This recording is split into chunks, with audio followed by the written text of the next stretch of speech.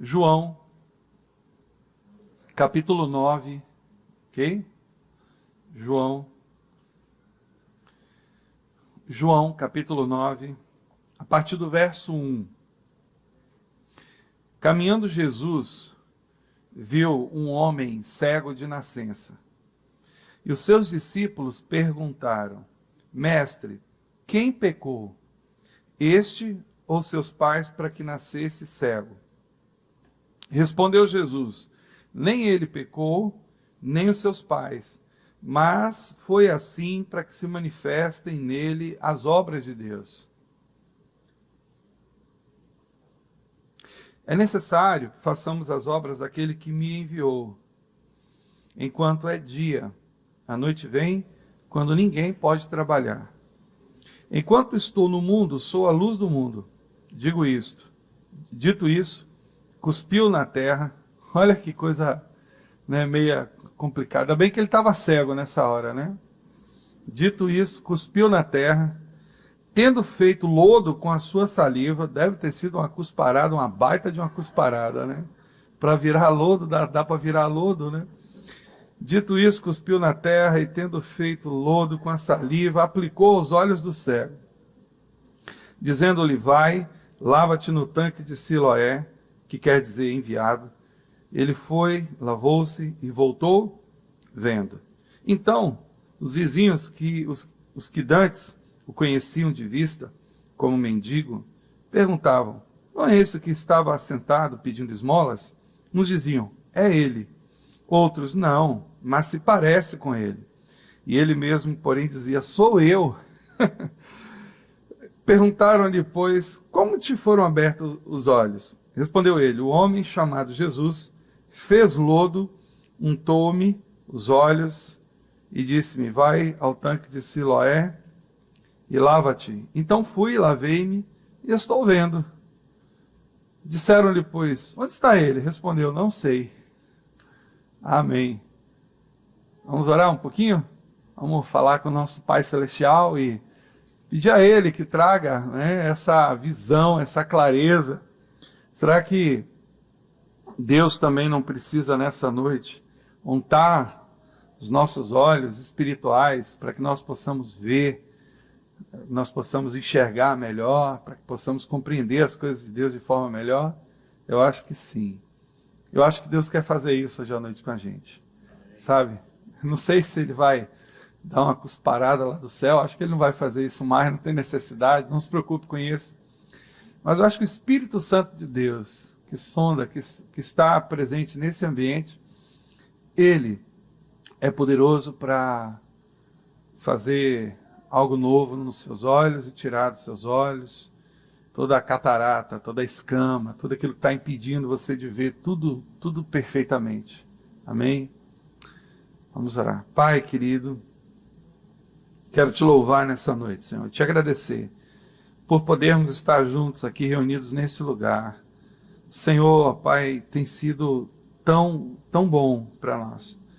A tua misericórdia tem durado de forma eterna nas nossas vidas, para sempre. As tuas misericórdias que se renovam a cada instante, ó Pai. Eu quero pedir ao Senhor nessa noite que o Senhor derrame um mover novo no nosso coração, Pai. Que o Senhor possa trazer no nosso coração a alegria de ver as coisas do Senhor como elas são e glorificar o Senhor pelos milagres, pela visão espiritual que o Senhor nos tem dado e nos vai dar ainda essa noite, de todas as coisas, ó Pai. Pai, que o Senhor abra os nossos olhos, as nossas mentes, os nossos corações, as nossas faces, tudo em nós possa ser aberto nessa noite, que o Senhor possa ligar algo em nós, ativar algo em nós com o poder do Teu Espírito, ó Pai. O Senhor fez coisas tão tremendas e tão maravilhosas.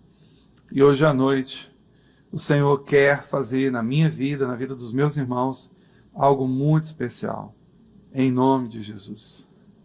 Amém? Amém. Eu podia colocar um título na pregação nessa noite, na ministração nessa noite, E o título poderia ser o seguinte: O Encontro dos Dois Cegos. Você já imaginou Bartimeu se encontrando com esse cego? E, de repente, os dois, então, conversando a respeito de como Deus operou na vida deles. E aí Bartimeu vira, então, para esse cego aqui e diz assim: olha, eu soube que também você foi curado. E eu imagino que Deus, então, de repente, deve ter tocado nos seus olhos e você foi curado. E ele, dito assim para Bartimeu: não foi assim que aconteceu comigo. Não, eu acho que ele fez um lodo lá, Bom, ele era cego, ele não viu o que aconteceu, certamente alguém contou para ele. Porque ele era cego, ele não viu Jesus cuspindo até aquele momento, ele só passa a ver depois que ele vai se lavar e volta do tanque. E alguém deve ter dito para ele, então ele disse para Bartimeu o seguinte: não foi assim. Na verdade, ele cuspiu no chão, pelo menos as pessoas que viram o milagre, ele cuspiu no chão, eu só escutei o barulho, né? E aí, ele cuspiu, fez um lodo lá, passou nos meus olhos, e eu fui no tanque e me lavei. E você pode imaginar esses dois homens, então? Não, peraí, mas Jesus não opera assim. Deus não opera dessa forma, Deus opera tocando, ou então falando, né? Porque eu ouvi somente, eu falei assim: Senhor, eu quero ver, e ele disse assim: então veja, e eu passei a ver. E o outro cego disse: não, mas não foi assim que aconteceu. Na verdade, nós temos uma grande, uma dificuldade, que é sempre ver o agir de Deus do nosso prisma, da nossa maneira, da nossa forma. E essa história desse cego mostra que Jesus fez muitos milagres no seu tempo, e cada um deles de uma forma diferente. Porque Deus não está limitado às nossas perspectivas, Deus não está limitado à sua visão de mundo, Deus não está limitado aos seus anseios, Deus não está limitado a uma forma de agir, a uma maneira de agir. Deus, ele é muito grande, ele é muito amplo, ele tem várias formas de agir. Se você ler todo o Novo Testamento, eu acredito que não, pelo menos eu não encontrei ainda, pode ser que eu tenha passado desapercebido, mas eu não encontrei ainda uma maneira repetida, né? Até a multiplicação dos pães foi diferente. Ele multiplica 7 para 5 mil num momento, depois ele multiplica para 4 mil em outra situação. Então, você vai ver que a maneira de Deus agir, de Jesus agir, sempre foi diferente. Então, não existe uma forma única de Deus fazer as coisas. Não existe uma maneira tabelada, né? Não existe uma regra para Deus agir. Deus age da maneira como Ele quer. Essa é a primeira coisa, primeira compreensão que nós precisamos ter aqui nessa noite.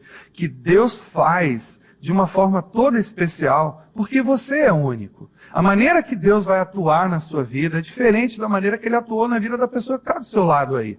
Até a sua conversão, até a maneira como você se converteu, foi muito diferente da maneira que talvez o seu marido se converteu, ou talvez quem lhe trouxe para o Evangelho se converteu. A maneira como você entregou, a maneira como você teve essa experiência de transformação com Deus é única, é uma maneira completamente diferente. Tem gente que se converteu após um momento de muita dor, de sofrimento. Teve gente que se converteu através de uma pregação, ouvindo um louvor. Teve gente que se converteu dormindo, tendo um sonho, teve um sonho, de repente, e se converteu ali. Teve gente que se converteu num encontro, numa reunião, num culto. Teve gente que se converteu numa célula. Teve gente que se converteu através de uma oração, ou porque experimentou um milagre. Então, existem tantas maneiras, a forma como você entregou a sua vida a Jesus foi tão única, foi tão especial, a forma como Deus falou com você foi tão significativa para você, tão própria para você, que talvez ela seja diferente de todas as outras pessoas que estão aqui nesse lugar, porque Deus fala ao seu coração de uma forma muito única, muito pessoal, muito especial. Eu lembro que Deus começou a trabalhar no meu coração um final de semana. Eu fui chamado por uma prima para ir para um encontro de adolescentes naquela época. E de repente, quando eu cheguei naquele encontro de adolescentes, a mesa, né, preparada com vários brochezinhos, um com meu nome, e ali, naquele lugar, depois fomos tomar um café com vários outros adolescentes, e era um programa de evangelismo da Igreja Batista naquela época. Tinha um encontro de adolescentes, de jovens, de casais, e aí naquele dia, era um dia que a gente passava numa escola, no final de semana. Então, tinha os louvores. Quem lembra daqueles cânticos, né? Dê um sorriso só, sorriso aberto, sorriso certo, cheio de amor. A alegria está no coração de quem já conhece a Jesus, né? Então, esses cânticos e outros também, tropeça aqui, oi, cai acolá, mais depressa levanta. Então, as músicas que falavam o coração dos adolescentes naquela época foram muito bem selecionadas. E aí, ouvindo aquelas músicas ali, ouvindo aqueles cânticos durante o dia todo, tinha palestras, tinha encontro. Deus tinha momentos assim de louvor, de adoração, de palestra, de pregação, né? Várias coisas aconteceram ali naquela escola no final de semana. Pronto, Deus ali falou meu coração. E a igreja teve uma estratégia muito sábia, que foi o seguinte: olha, na verdade o encontro não termina aqui, né? No final do dia teve um bolo, e aí foi uma festa, os nossos familiares foram também, e aí eles falaram: agora o encontro vai terminar no domingo que vem na igreja. No domingo que vem o pastor só balançava, né, a mangueira e os frutos caíam. Quem quer entregar a sua vida a Jesus? E ali, naquele lugar, na Igreja Batista em Jardim América, eu entreguei a minha vida ao Senhor Jesus pela primeira vez. E aí fui para casa com o coração cheio da palavra de Deus, e aquilo foi um marco para mim. Depois eu conheci os embaixadores do rei, e comecei a fazer parte daquela organização de meninos que acampava, que estudava a Bíblia. Até hoje eu lembro, né, o que é o embaixador. O embaixador é aquele que representa o seu reino na corte de outro, a quem deve o embaixador prestar conta, ao rei da sua missão, né? Somos embaixadores por Cristo, 2 Coríntios 5:20. Então, coisas muito antigas da palavra de Deus foram semeadas no meu coração há muitos anos atrás, ainda na adolescência, e ali então eu tive uma experiência, um encontro pessoal com Jesus. Depois virei embaixador-chefe, depois virei conselheiro. Já na adolescência, Deus havia me chamado para o ministério pastoral, não sabendo ainda como, não entendendo direito aquele chamado. Depois Deus foi trazendo revelação, entendimento, e aí a minha vida cristã então foi se desenvolvendo, e a sua provavelmente foi também muito especial, muito própria, a forma como Deus falou seu coração a primeira vez, a forma como você sentiu a presença. Hoje eu estava ouvindo um pastor amigo, né, lá de Barrocas, o Galvão, foi até com a gente também lá para o Jorro, e pastor Galvão falando de uma ovelha que mora na roça, né, num local bem simples ali na roça de Barrocas. A gente foi levar alimento para eles, que Juliana conseguiu, levantou aí bastante coisa, a gente levou bastante coisa para lá, e Galvão, almoçando com ele hoje em Serrinha, ele falou uma coisa interessante. Ele falou: Paulão, quando Silvana veio na igreja a primeira vez, eu não sei se você conhece essa expressão, mas o povo da roça lá do interior gosta dessa expressão e conhece muito bem. Ele disse o seguinte: quando eles começaram a cantar o bendito, já ouviram essa expressão, cantar o bendito? Quem já ouviu essa expressão? Né? Quando eles começaram a cantar o bendito, veio um negócio assim, ó, dentro de mim, assim, ó, me tomou uma coisa, um negócio forte, assim, uma alegria, uma unção, assim, me pegou, e eu entreguei minha vida. A primeira vez que ela foi para a igreja. E ele falando dela, né, que veio um negócio assim, o Espírito Santo ali que entrou na vida daquela mulher. E ela disse assim que ela sentiu uma unção. Depois ela soube explicar melhor, né? Mas quando eles estavam cantando o bendito, então veio um negócio assim, me pegou assim, aquele momento ali encheu meu coração de Deus, eu não consegui mais deixar de congregar. Então cada um de nós aqui tem uma experiência muito própria com o Senhor Jesus. E a Bíblia diz que esse cego teve uma experiência muito própria também. Por isso que a gente não pode rotular Deus, dizer assim: Deus age dessa forma e só dessa forma. Não. Deus age de muitas maneiras, de muitas formas. Deus fala de muitas maneiras e de muitas formas. Eu já talvez a primeira experiência de fato de ouvir a voz de Deus de uma forma audível foi um sonho quando criança que eu tive. E esse sonho era interessante porque eu nem conhecia nada da palavra de Deus. Depois eu fui ver que o sonho está completamente coerente com a palavra de Deus, porque a Bíblia não vai ter sol. A Bíblia diz que o céu não vai ter sol, que o sol da justiça é o Senhor Jesus. E nesse sonho que eu tive ainda como criança, eu olhava e era como se fossem as montanhas. Eu via várias montanhas assim, sabe? Parecendo aquelas montanhas de desenho animado, aquele verde perfeitinho, aquela relva perfeitinha, sabe? E de repente eu via milhares de pessoas viradas para um local, adorando a Deus. E quando eu olhava para o alto, era o rosto de Jesus. Olha que coisa interessante. Quando criança ainda, eu lembro que talvez eu tivesse aí 3 ou 4 aninhos, minha avó tinha me levado para um culto da Assembleia de Deus, lá em Alto Laje. Então aí você vai vendo como é que foi a minha experiência, né? 3 aninhos fui para a Assembleia de Deus, com 14 anos fui para um encontro de adolescentes, e Deus foi somando, sabe, essas graças que eu fui recebendo, essa palavra, essas sementes que eu fui recebendo, até ter então uma experiência definitiva com Deus por meio da conversão. E como é que foi a história desse cego? A história desse cego é muito interessante. A Bíblia diz que, caminhando Jesus, viu um homem cego de nascença. Primeira coisa aqui que a gente precisa entender, sabe, que as nossas limitações de nascença, sabe, elas não são impeditivas para Deus. Às vezes você tem uma dificuldade, uma limitação, não precisa ser necessariamente uma questão física, um problema físico, uma deficiência física. Não precisa necessariamente ser isso.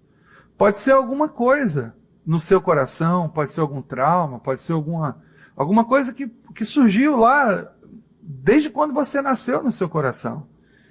E aqui, Jesus então encontrou um homem cego de nascença. E isso não foi impeditivo para Deus transformar a vida daquele homem. E nada que tenha na sua vida de nascença, de bom ou de ruim, pode ser impeditivo, principalmente de ruim, pode ser impeditivo para Deus operar na sua vida. Ele vinha caminhando, viu um homem cego de nascença, e agora os seus discípulos, movidos por uma compreensão religiosa, e é isso que a religião faz, a religião ela vê coisas que não existem. A religião cria doutrinas e entendimentos que não são os celestiais, que não são os espirituais. A religião, ela inventa coisa. Você entendeu? A religião, ela inventa coisa. E o que eles entendiam naquela época? Olha o que os seus discípulos perguntaram para ele: mestre, quem pecou? Este ou seus pais para que nascesse cego? Quem que pecou? Né? Engraçado que quando eu era criança, eu ouvi algumas situações assim. Às vezes a gente tem adulto que é muito perverso, né? Muito maldoso. E aí eu já vi certas situações que a pessoa tinha uma deficiência e a gente criança ouvia isso também aí, ó. Por isso é que é ruim, ó. Por isso que nasceu assim é ruim. Entendeu? Por isso que é assim, que é ruim mesmo aí, merece, tipo assim, merece, né? Merece ter esse problema aí, é ruim, tá vendo? Porque assim é ruim. E a gente ficava com aquilo na cabeça, eu já desde criança eu achava que aquilo era uma maldade muito grande. E isso não deixou de escapulir do coração dos discípulos. Qual era a percepção que eles tinham? Se ele está passando por essa dificuldade, por esse sofrimento, se ele está passando por essa luta, se ele está sofrendo assim, tem alguma coisa errada na vida dele. Essa compreensão era tão terrível, era tão mesquinha, era tão cruel, que ela percorre todo o Antigo Testamento. Era essa visão, era essa percepção. Se tem alguma deficiência, se tem algum problema de saúde, se tem alguma coisa que está dando errado na vida dele, se tem alguma limitação, se tem alguma dificuldade, ou ele ou os pais pecaram. Tem alguma coisa aí, tem algum pecado aí. Sabe aquela coisa? Se é ruim, se tá passando por esse problema, Então é porque é ruim. Está entendendo? É porque é ruim. É porque tem algum pecado na vida dele. E essa compreensão, a gente vai ver essa compreensão mais claramente no livro de Jó. Quando você começa a ler o livro de Jó, os amigos de Jó, e a Bíblia chama de amigos, eu não sei porquê, porque o certo devia ser o seguinte, os inimigos de Jó. Porque de amigo não tinha muita coisa não ali. Então os amigos de Jó, eles começam a conversar com Jó e dizer o seguinte, não é possível, você está se dizendo justo, você está se dizendo santo diante de Deus, mas o que você está passando só pode ser uma ação de Deus para castigar você. Veja, você perdeu os seus bens, você perdeu os seus filhos, você perdeu a sua esposa, você perdeu a sua saúde, você perdeu tudo, cara. Olha o que você está falando aí. Você está aí sentado num monte de cinzas, se coçando com um pedaço de telha, com um caco de telha. Sabe, mas não é tão simples a gente entender essa situação. É difícil da gente entender isso. E a gente vê os amigos de Jó, certamente, conheciam Jó do tempo da prosperidade, conheciam Jó do tempo dos muitos camelos, dos muitos bois, dos filhos se banqueteando, da prosperidade abundante, talvez participaram de alguns daqueles banquetes com os filhos, talvez fossem amigos de Jó, mas também amigos dos tempos de fartura, de bonança de Jó. E aqueles amigos então começam a avaliar a vida de Jó. Primeiro eles começam a observar Jó. E talvez eles começam, e certamente eles começaram a comparar aquele Jó que eles conheceram há tantos anos atrás, com esse Jó que está agora sentado num monte de cinzas, num punhado de cinzas, né, se coçando com um caco de telhas e talvez pensando o seguinte, por que esse homem está assim? Talvez fosse até melhor ele morrer. E eles então começam a acusar Jó. Eles começam a procurar na vida de Jó, eles fazem uma varredura na vida de Jó, para procurar na vida de Jó algum pecado que ele, porventura, tivesse cometido, algum agravo contra Deus, e eles chegam a essa conclusão. Você está se justificando, você está se achando justo, você está dizendo que não fez nada, que você sempre agradou a Deus, que você sacrificava ao Senhor, que você honrava a Deus, você buscava a Deus, mas essa posição que você está de vida só pode ser um lugar de alguém que de fato fez alguma coisa muito grave para Deus. O resumo basicamente do livro de Jó é esse, pelo menos do ponto de vista dos amigos de Jó, né? O resumo basicamente é esse. E essa compreensão antiga do Velho Testamento, ela percorre então todo o Velho Testamento, e essa compreensão muitas vezes está hoje na nossa mente também, no nosso entendimento também. Fulano está passando por dificuldade, deve ter algum pecado na vida dele. Não está prosperando? Está com problema de saúde? Está passando por alguma dificuldade, alguma luta?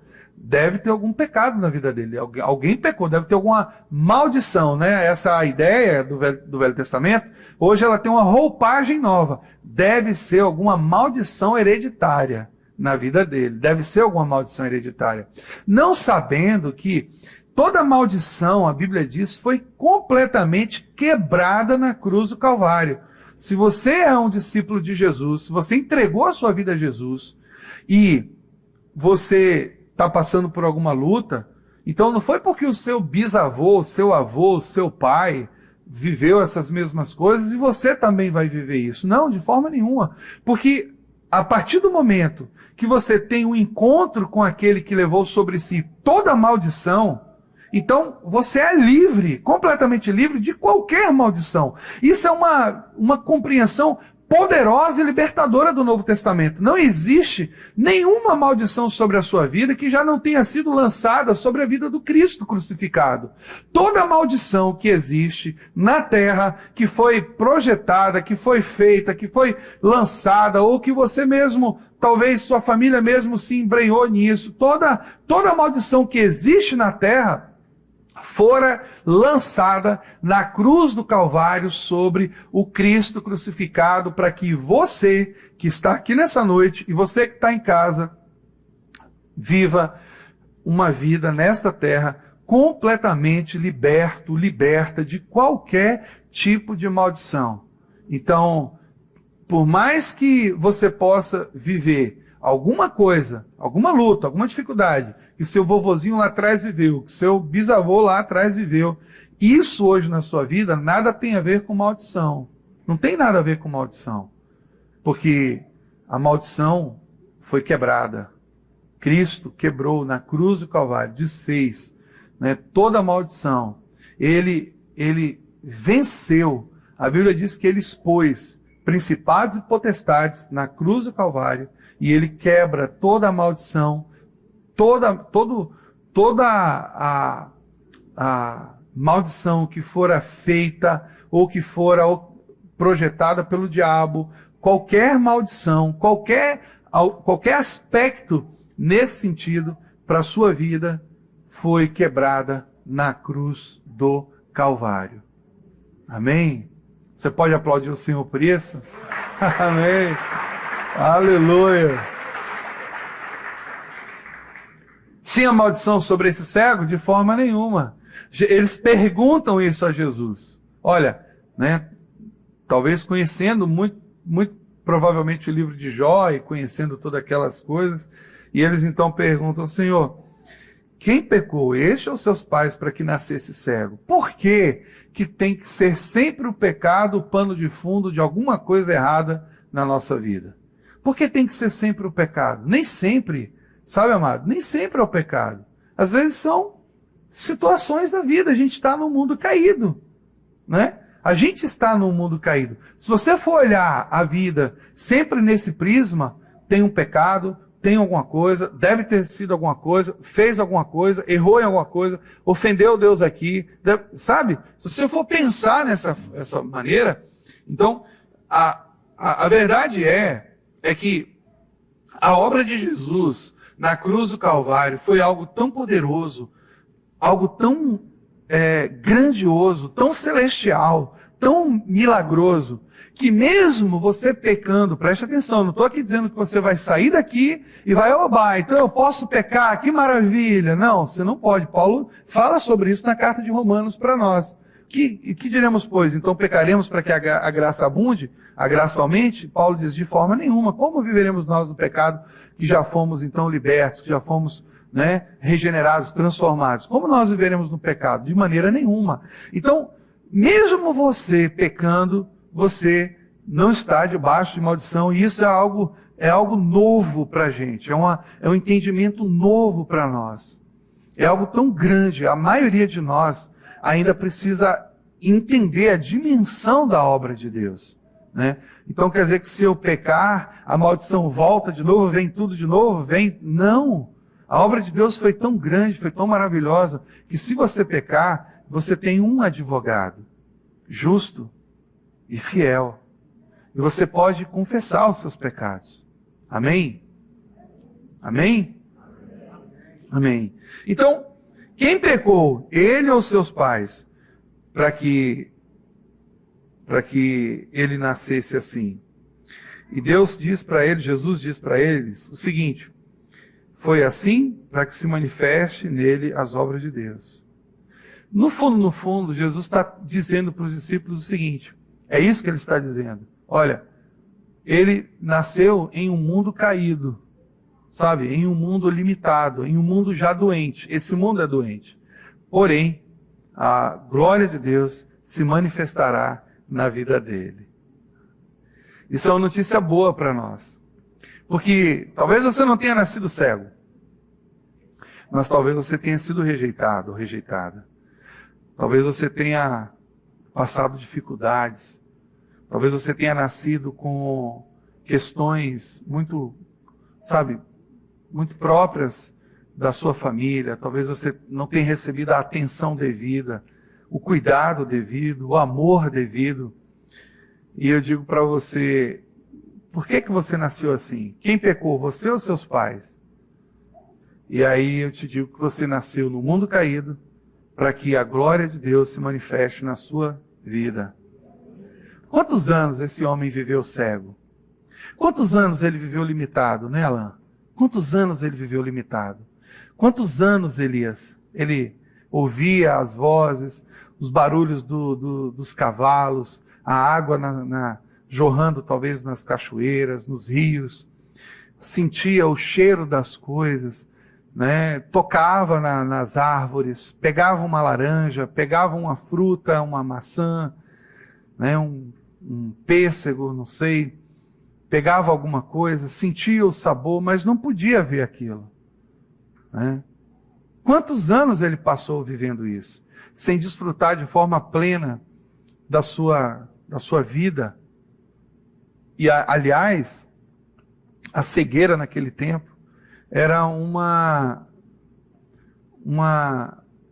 condenação perpétua, porque os cegos hoje, eles andam, eles têm treinamentos, eles leem, né? O Braille está aí, eles têm toda embora ainda muita coisa precisa melhorar, mas eles têm recursos hoje, né? Tem a escola de cegos, tem hoje computadores preparados para eles poderem ler, tem cegos que fazem faculdade, que estudam, que se preparam, que crescem na vida. Naquele tempo era completamente diferente. Naquele tempo a cegueira era um atestado de condenação. Ele estava condenado a mendigar, a viver das sobras dos outros, né? E é interessante que às vezes nós passamos por coisas muito semelhantes na nossa vida hoje, porque a gente nasce, e às vezes a gente nasce debaixo de um estigma, debaixo de um descuido, talvez debaixo de uma situação que a gente não entende por que aquilo aconteceu com a gente, mas hoje, e observando as Escrituras Sagradas, você vai ter absoluta certeza que a sua vida, ela foi feita para que a glória de Deus se manifestasse em você, né? As coisas que, as deficiências e dificuldades que estão presentes desde o seu nascimento, só servem para que a glória de Deus se manifeste na sua vida, por mais que você tenha sofrido com essas questões anos e anos, mas chega um tempo que Deus diz, basta, chega, chegou a hora, agora é o momento. E ao encontrar com Jesus, esse cego então tem uma experiência tremenda. Então, Jesus diz para os discípulos o seguinte, sim, ele nasceu assim, não porque alguém errou. Ele nasceu assim não porque os pais pecaram, não porque os pais são ruins, não porque os pais erraram ou porque ele mesmo fez alguma coisa contra Deus. Não, de forma alguma, de maneira nenhuma. Mas ele nasceu assim para que a glória de Deus pudesse se manifestar na vida deles. E aí Jesus fala algo interessante.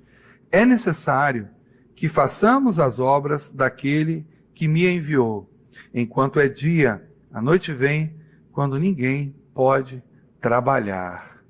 Sabe, vai chegar um tempo, vai chegar um momento que nós não teremos mais a oportunidade de fazer a obra de Deus. Talvez esse tempo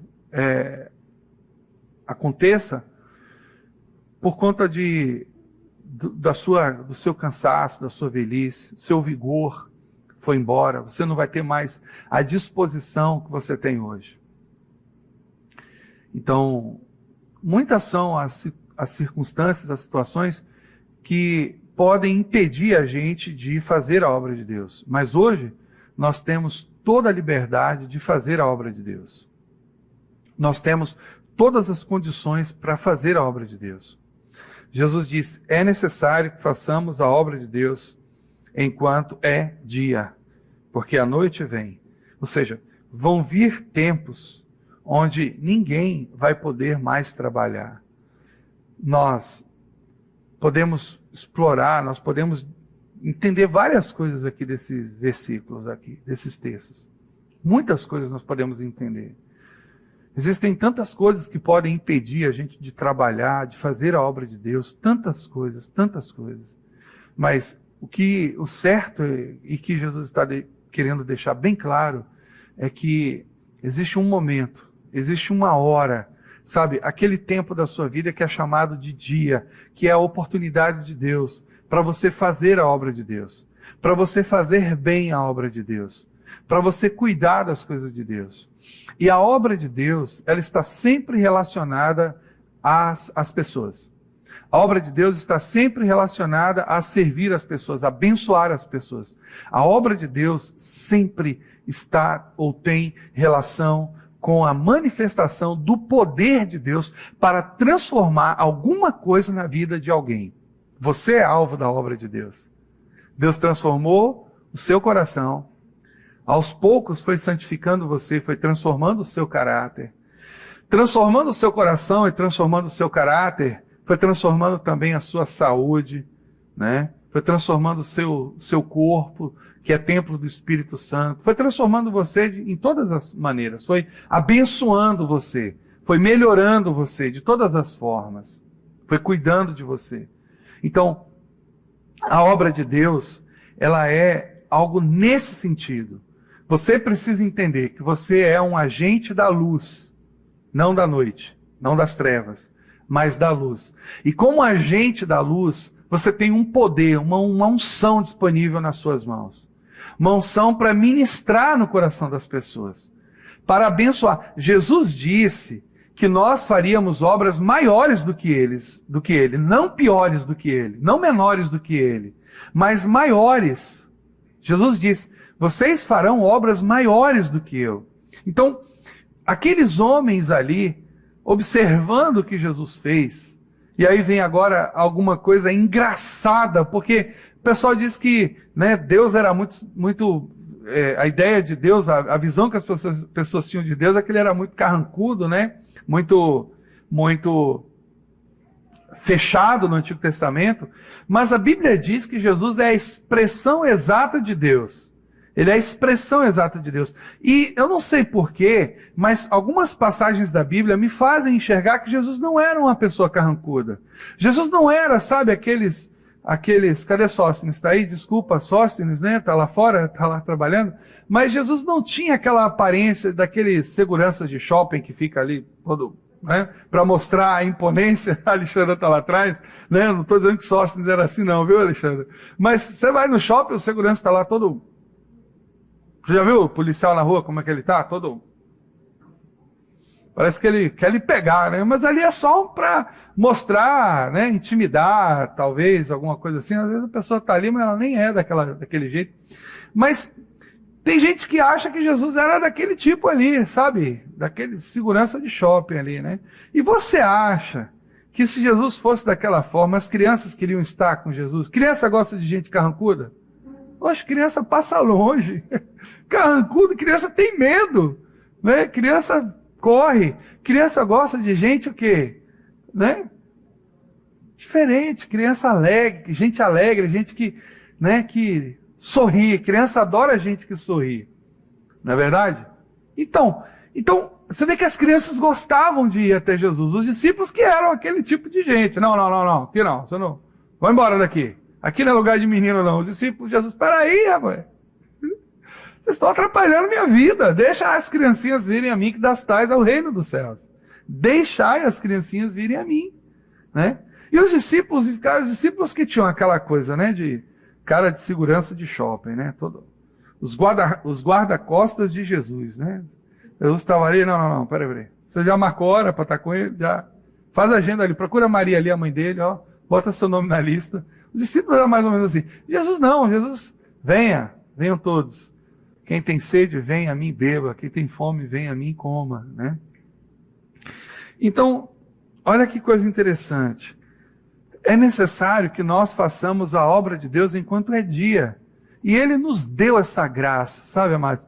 Uma coisa que eu tenho visto hoje na igreja é que a gente tem um poder disponível, a gente tem uma unção, a gente tem uma graça, nós temos uma autoridade disponível para nós. Quando você ora pelas pessoas, elas são curadas. Quando você ministra na vida das pessoas, elas são abençoadas. Porque há uma unção, há uma graça, há um poder disponível do mundo espiritual, do reino celestial, para nós, amados.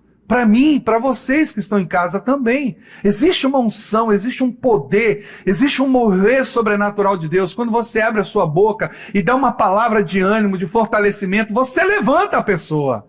Quando você impõe as mãos sobre alguém e ora para que aquela pessoa seja liberta, ela vai ser liberta no nome de Jesus. Porque existe um poder. Quando você ora para alguém ficar curado, essa pessoa vai ficar curada. Quando você ora com fé, ela vai ficar curada, porque existe uma unção de cura disponível para a igreja. Isso tudo faz parte do poder de Deus. Jesus disse certa vez: errais em não conhecer as Escrituras e nem o poder de Deus. Nós precisamos conhecer as Escrituras e o poder de Deus. Eu vi só lá em Marcos 6, quando os discípulos, Jesus vai para a sua terra e ele ora, e ele chega ali e ele é tratado com desonra, e a Bíblia diz que ele não pôde fazer ali muitos milagres, senão curar uns poucos enfermos, por causa da incredulidade deles. A incredulidade é um impeditivo para a ação de Deus. Mas esse homem aqui, ele estava aberto. Ele estava aberto. É necessário que façamos as obras de Deus, daquele que nos enviou, enquanto é dia. Existe um tempo, existe uma hora, existe um momento para você fazer a obra de Deus. As oportunidades quem criam são Deus. É Deus que nos dá as oportunidades. É Ele que cria essas oportunidades para que a gente possa fazer a obra de Deus.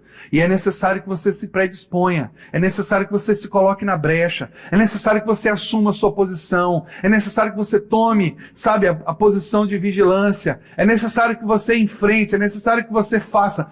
Interessante que a única coisa que Deus requer de nós para que a obra de Deus seja feita é obediência, é fazer. Se Deus falou para você falar, fale. Se Deus falou para você orar, ore. Se Deus falou para você expulsar, expulse. Se Deus falou para você pregar, pregue. Se Deus falou para você jejuar, jejue. Se Deus falou para você... Então, aquilo que Deus fala com a gente é para a gente fazer, porque os resultados estão nas mãos do nosso Pai Celestial. Então nós precisamos ver uma igreja que acredita primeiramente nas Escrituras, mas que também experimenta e acredita no poder de Deus. Uma igreja que vive o poder de Deus, que vive os milagres. Sabe, cada dia que passa nós estamos tão refém da tecnologia, refém de todos esses recursos, desses aparatos que são bons, são importantes, não são ruins, mas é importante que nós também tenhamos o nosso coração aberto para o mover, para a unção, para o poder. E o que ele faz? Ele faz algo extraordinário.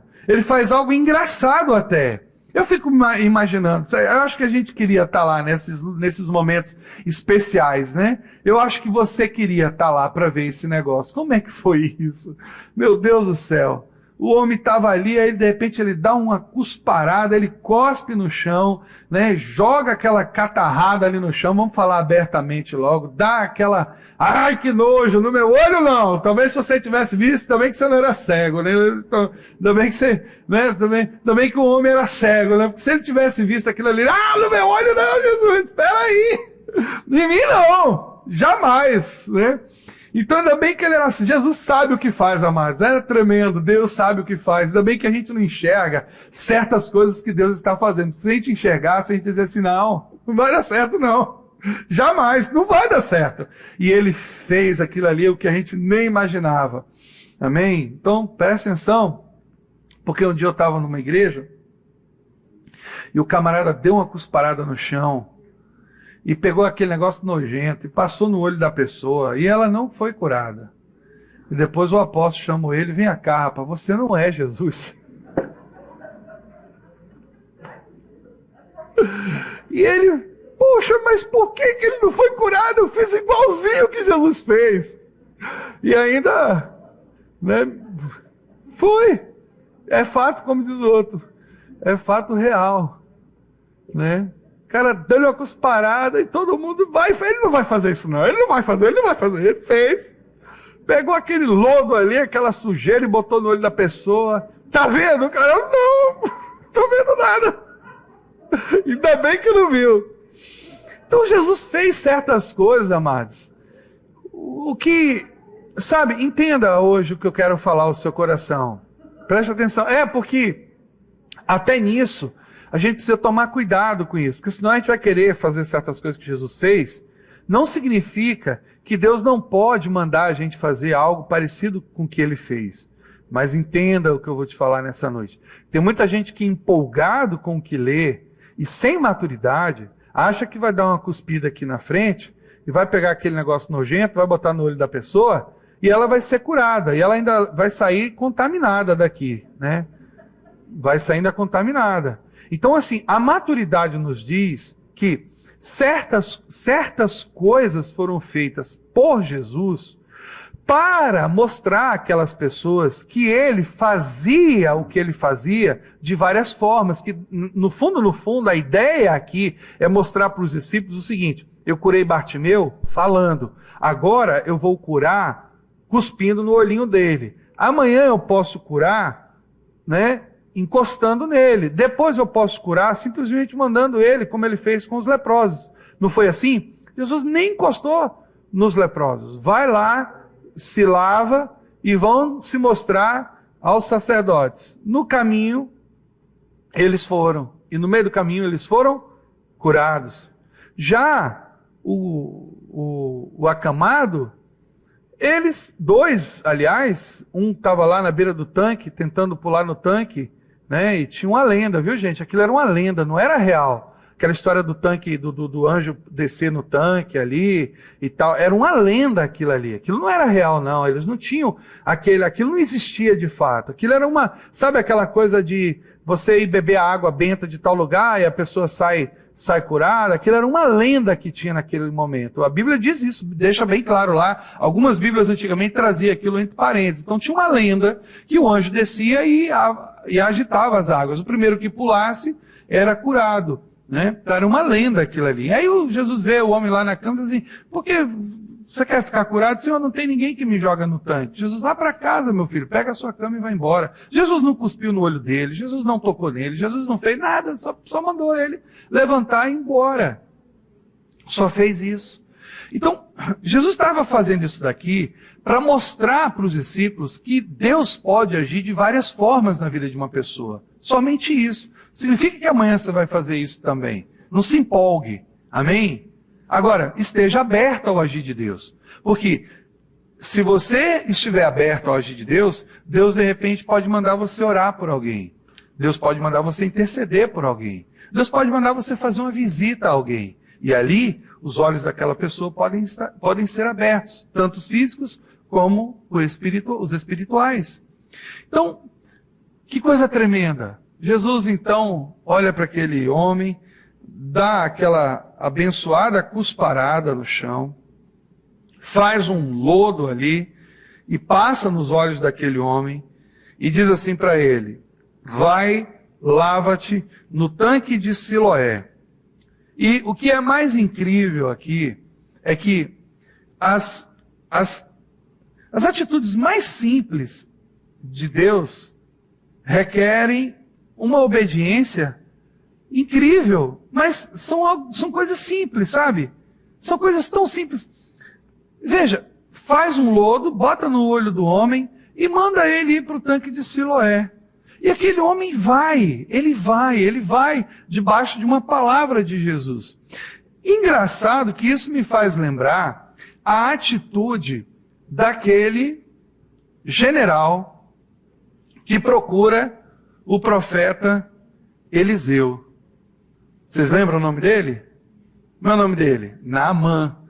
Um general vai na casa do profeta Eliseu. E olha como é que são as coisas. Eliseu nem recebe ele, o general fica aborrecido. Ele chega com toda a pompa, chega com ouro, chega com presentes para o profeta, sabe?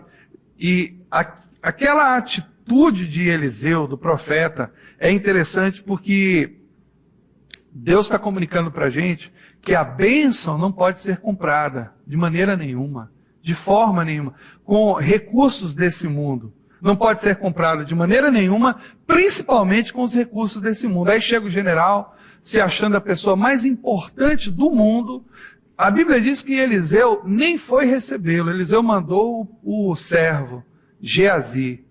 Aí Eliseu manda o servo. Quando Geazi vê os presentes, Geazi fica louco. Geazi, oba, agora vamos fazer a festa. Vai ser maravilhoso. Eu conheço o profeta, ele é homem de Deus, vai curar, e o general vai derramar todos esses presentes aqui, nós vamos ser ricos. Foi isso que Geazi pensou. Vamos ser ricos. Agora o tempo de pobreza, de miséria, de escassez acabou. Glória a Deus. Obrigado, Senhor. Está seguindo esse homem comendo, né, bode assado, pão e água. Agora vai ter tanta coisa boa aqui. Acho que Geazi já pensou, né, no churrasco, nos bezerros, já pensou na gordura de carneiro. Geazi ficou louco. Aí o profeta vai e fala assim com Geazi: olha, manda ele se lavar 7 vezes no rio Jordão. Aí manda ele se lavar lá 7 vezes no rio. Aí Geazi faz uma coisa interessante. Diferente aqui do cego, né? Geazi pensa assim: peraí, lá em Damasco tem tantos rios melhores do que esse. Eu não poderia ter me lavado lá? E é interessante que duas pessoas são fundamentais para a bênção na vida do general. Primeiro, a serva, a escrava que estava lá na casa do general. E ela diz assim: minha senhora... E eu fico imaginando o seguinte, que esse general era um homem bom, sabia? Ele não era um homem ruim. Naamã provavelmente era um homem bom, porque só faz esse tipo de coisa a quem é bom, né? Porque se ela fosse maltratada, se ela fosse ali judiada, se ela fosse ali perseguida, ela não ia querer o bem daquele homem. Provavelmente era um homem bom, aquele general era um homem bom. E ela, vendo o sofrimento daquele general, ela disse assim: mas Senhor, lá na minha terra, se o Senhor conhecesse o profeta, se você conhecesse o pastor lá da minha igreja, foi assim que ela falou. Se você conhecesse o pastor da minha igreja, se você conhecesse os irmãos da minha igreja, você ia ficar curado, porque lá na minha terra tem um profeta, ele vai curar você. Aí o general ficou... então eu quero. O cara com lepra. O lepra naquela época era uma doença, né, que não tinha cura. Ele não podia ter relacionamento com a mulher, com os filhos. Imagina, o general que não podia tocar na mulher. Imagine. Aí ele vai para lá. Aí o profeta lá, você já conhece a história que eu já contei aqui, diz para ele o seguinte: vai lá se lavar no rio. Aí ele: não, peraí. Eu pensei que ele ia me mandar fazer alguma coisa difícil. Isso aí eu fazia lá em Damasco, na minha terra. E outro servo diz assim: mas Senhor, preste atenção, ela não é assim com a gente. A graça é assim. A graça também é assim. Mas Senhor, se porventura o profeta tivesse te pedido para você fazer alguma coisa difícil demais, você não faria? Ele: realmente eu faria. O profeta... O servo falou assim: mas Senhor, o profeta pediu só para você se lavar no rio. Você vai deixar de receber a bênção de Deus só porque você não vai se lavar no rio? Aí o camarada, poxa, são uns servos inteligentes que essas pessoas têm, né? Elas estão sempre acompanhadas de pessoas que têm a capacidade de falar o coração dessas pessoas. O general: você tem razão. Se ele tivesse mandado eu fazer alguma coisa difícil, eu faria. Então eu vou lá me lavar. E a Bíblia diz que ele se lava. E ele fica restaurado, a ponto da pele dele ficar melhor do que antes, como a de um bebê. Imagine um general, um cara de 50 anos, com a pele de uma criança de 9. Se o cara era bom, uma pessoa boa, agora ele virou um gatão. A mulher do cara ficou louca. O homem mais bonito de Damasco agora. Nem uma espinha não tinha no rosto. Não tinha nenhuma espinha, não tinha nada. O pessoal olhava parecendo... Sabe aquelas fotos que o camarada, os modelos de Photoshop, que o cara... Você olha o corpo do sujeito, não tem nada. O general ficou daquele jeito, é o que a Bíblia diz. Que a pele do homem ficou como a pele de um bebê. Linda, lisinha, bacana. O general passava na rua, as mulheres... né? O cara ficou um gatão, meu amigo. Mas para ele receber a bênção, ele teve que obedecer. Ele teve que ir. Depois eu conto a história de Geazi. E aqui o cego foi. O cego ouviu, vai lá e se lava no tanque. E é interessante que como como que as coisas que antecedem, na verdade, o que eu quero dizer é o seguinte, como que as exigências de Deus são tão pequenas diante da graça que Ele nos dá. Como que é a exigência de Deus? Interessante que isso fala para nós da salvação. Essas situações apontam para nós, para a salvação. O que você precisa de fato fazer para ser salvo? Nada. O que você precisa fazer? Se lavar no tanque. É difícil? Se lavar no rio. É complicado? Dar 7 mergulhinhos? Né? 7 pulinhos? O povo tem uma mania, né? Dá 7 pulinhos aí que você vai achar o que perdeu. Não, foi 7 mergulhos para ser curado. O que Deus requer de nós para que a gente possa ser salvo? Receba Jesus no nosso coração, gente. É isso que Ele requer de nós. Que nós recebamos o Senhor no nosso coração. Isso é algo difícil? É alguma coisa difícil? Você tem que ir de joelho daqui para não sei aonde? Você tem que pagar penitência? Você tem que dar tudo que você tem? Você tem que fazer alguma coisa assim que é difícil? Absolutamente não. Sabe, eu já estou encerrando. E eu quero dizer para você o seguinte, às vezes o tanque de Siloé está bem próximo de nós. O tanque de Siloé está bem pertinho da gente. O tanque de Siloé está bem diante da gente. Sabe, as coisas que Deus pede para nós são coisas muito simples. A obediência é sempre algo muito simples, as atitudes de Deus para nós, aquilo que Deus requer de nós, são coisas simples, não são coisas difíceis. E quem complica, às vezes, é a gente. Quem complica é a gente. Eu fico imaginando esse cego voltando de lá, completamente curado, e agora, aquelas pessoas começavam a dizer o seguinte, uns diziam, é ele. Outros não, mas se parece com ele, mas ele dizia, sou eu mesmo. Eu gosto muito dessa parte aqui, porque isso fala para mim de um aspecto da vida de Deus em nós. Ela de fato nos torna diferentes. Ela dá um tchan a mais na nossa vida que as pessoas começam a ter uma dificuldadezinha de reconhecer. Você já reparou? Eu estava falando isso esses dias. O sujeito, sei lá, viveu uma vida ébria, né? A vida inteira o cara bebeu, vivia embriagado, Aí ele muda de vida, tem uma experiência com Jesus, larga a bebida. Primeira coisa que o sujeito faz é arrumar uma roupa de manga comprida para vir para a igreja, aquele negócio todo bonitinho e tal. Aí alguém diz assim, aí, aprontou a vida inteira, agora está dizendo que é santo. Já reparou? Já reparou que as pessoas dizem isso? Ali é o próprio cão dizendo, né? Cão com raiva do sujeito, que ele queria ver o sujeito na lama do pecado. Aí, ó, aprontou a vida inteira, agora está dizendo que é crente. Aí, ó, fez tudo errado a vida toda, agora está indo para a igreja, com a Bíblia debaixo do braço. E é interessante que algumas dessas pessoas têm a vida tão transformada por Deus, tão mudadas por Deus, que as pessoas, outras que são mais corajosas, dizem assim, peraí, mas você não era aquele que andava ali bebendo lá no sindicato? Você não é aquele que andava com aquela bombinha na mão, né, bebendo? Você não era aquele que andava ali todo sujo, malanhado? Você está diferente, você nem parece a mesma pessoa. Você não parece a mesma pessoa.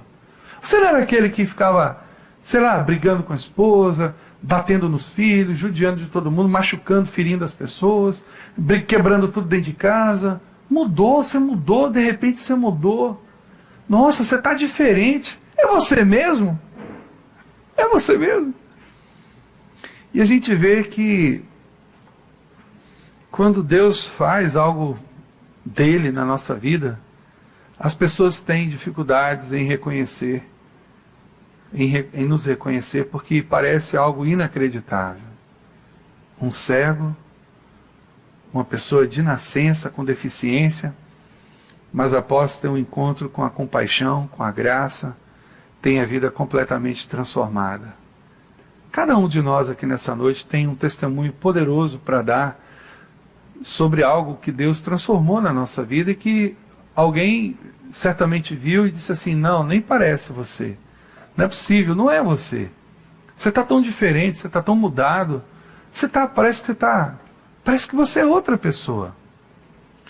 Porque o agir de Deus em nós faz exatamente isso na nossa vida. Muda de uma forma radical. Era cego, agora vê. Era aleijado, agora anda. Tinha um sangue constante, agora não tem mais. É assim. É assim que Deus faz. Cada um de nós aqui tem um testemunho poderoso do que Deus fez em nós, na nossa vida. De alguma coisa que Deus transformou. Preste atenção, as únicas pessoas que não têm testemunho são aquelas que não se permitem serem tocadas por Deus. Não se permitem ser tocadas por Deus. Que não deixam Deus fazer algo. Porque também a gente pode impedir, sabe?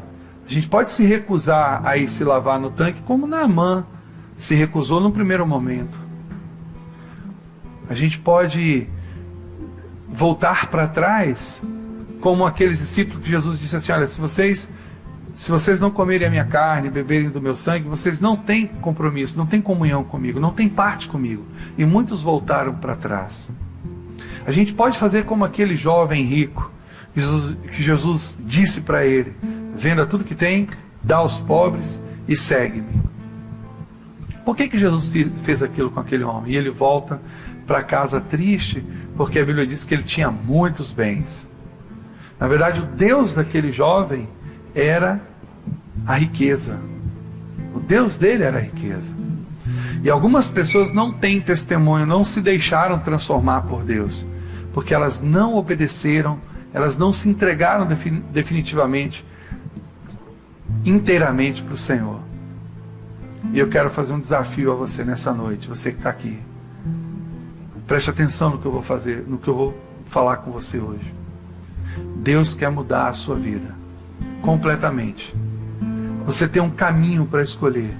Você pode continuar na sua vida, você pode viver os seus planos, você pode trilhar e andar pelos seus próprios caminhos e viver o que você tem vivido até hoje, talvez derrotas, problemas, dificuldades, ou você pode se abrir definitivamente para o Senhor e ver Deus mudando radicalmente, poderosamente a sua vida. Você precisa tomar uma decisão hoje. Se você ainda não tem experiências com Deus de transformação, de mudança de vida, é necessário que hoje você experimente o toque do Senhor. Eu não sei como Ele vai fazer. Eu não sei o que Jesus vai fazer em você. Mas eu sei que é algo único. Eu tenho absoluta certeza que é algo único. O que Deus vai fazer na sua vida é algo único. É algo único. Fica de pé em nome de Jesus.